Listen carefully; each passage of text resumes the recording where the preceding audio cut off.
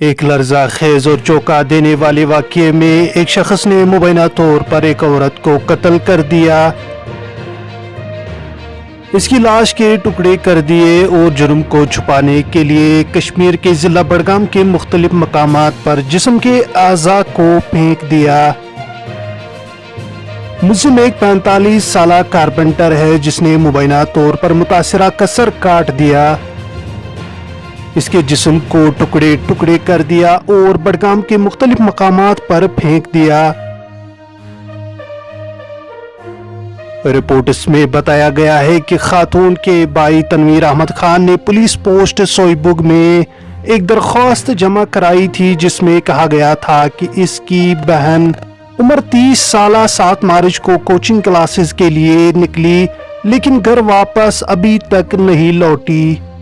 قتل کی اصل وجہ تاحال معلوم نہیں ہو سکی۔ وکٹم کے لواحقین نے الزام لگایا کہ اس شخص نے پہلے بھی اس کے گھر والوں سے شادی کے لیے رابطہ کیا تھا